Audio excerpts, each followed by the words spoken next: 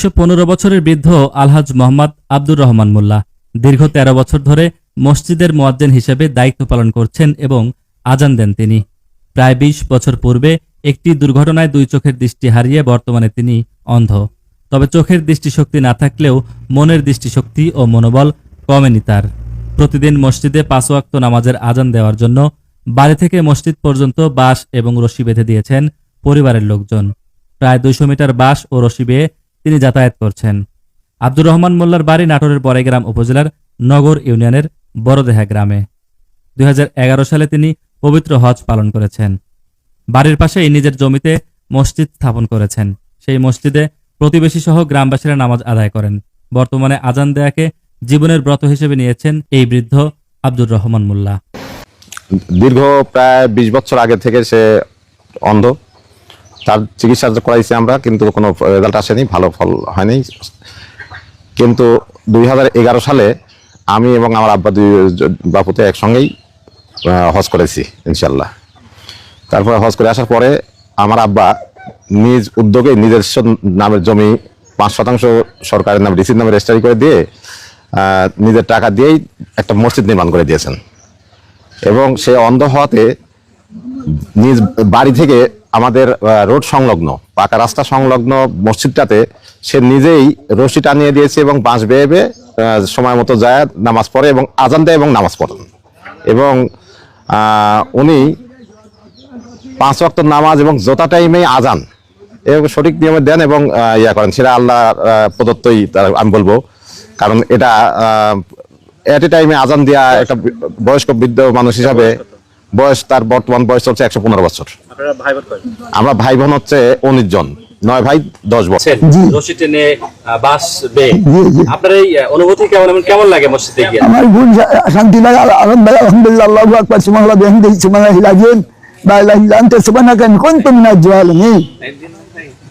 অনেক সময় দেখি রাস্তায় পারাপার হন, অনেক সময় গাড়ি আসে, দেখতে পান ওই কোনো কষ্ট হয়, অনেক গাড়ির ওই গাড়ির সাউন্ড শুনে রশি যদি খারাপ থাকি বাঁশ যদি খারাপ থাকি গাড়ি যাওয়ার পর জিজ্ঞাসা করি গাড়ি আসে, যদি কাছে লোক থাকে তো গাড়ি নাই পার হন, তখন পার হই। ছেলে মেয়ে কয়জন? ছেলে মেয়ে আমার ৯টা ছেলে বর্তমান বাসা রেখেছে আর 10টা মেয়ে আছে, মোট ১৯ জন। ১৯ জন এখন বর্তমান আছে। আর আমার ছেলে মেয়ে হয়েছিল 25টা, তার মধ্যে কয়েকটা মারা গেছে। সুপ্রিয় দর্শক, আপনারা দেখতে পাচ্ছেন যে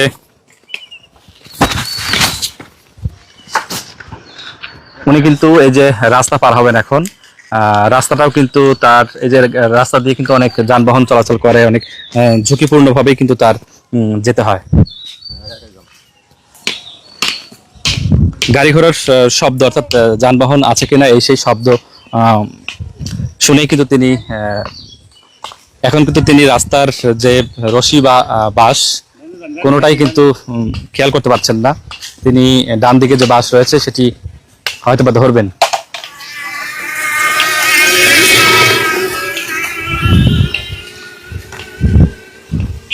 এভাবেই গত ১৩ বছর মসজিদ থেকে বাড়ি পর্যন্ত অর্থাৎ বাসা থেকে নিজ বাসা থেকে তিনি মসজিদ পর্যন্ত এই বাঁশের রশি এবং মানে বাঁশ এবং রশি দড়ি বলা হয়, সেই দড়ি টেনে দড়ি ধরে ধরে ধরে ধরে তিনি মসজিদ পর্যন্ত আসছেন এবং মসজিদে গিয়ে তিনি নামাজের আজান দিচ্ছেন এবং মাঝে মাঝে ইমামতি করছেন। বেশিরভাগ সময় তিনি কিন্তু ঝড় বৃষ্টি যেটাই হোক তিনি কিন্তু কষ্ট হলেও তিনি তার যে দায়িত্ব সেই দায়িত্বের প্রতি কিন্তু অনড়। তার সাথে আমরা কথা বললাম শুরুতে, আপনারা দেখেছেন যে কথা বলে আপনাদের ওনার যে কনফিডেন্স অর্থাৎ আত্মবিশ্বাস সেটি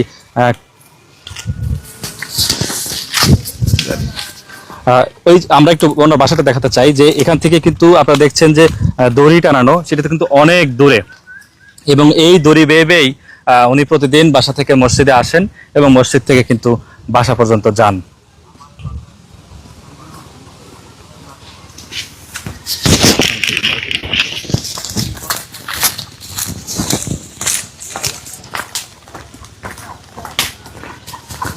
গত প্রায় এই বৃদ্ধ বাবার বয়স আমরা যতটুকু জানতে পেরেছি তার পরিবার ছেলেমেয়ের কাছ থেকে যে প্রায় ১১৫ বছর বয়স এবং এই ১১৫ বছর বয়সেও তিনি বাসায় কিন্তু বসে থাকেননি, শুয়ে থাকেননি।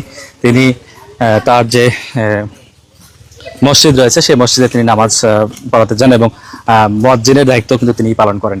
আর তার বাসাটা কিন্তু এখনো অনেক দূরেই, অর্থাৎ আমরা বলতে পারি বেশ দূরে থেকেই কিন্তু তিনি মসজিদে এভাবেই রশি টেনে এবং বাঁশ বেয়ে বেয়ে যাতায়াত করছেন দীর্ঘদিন যাবত।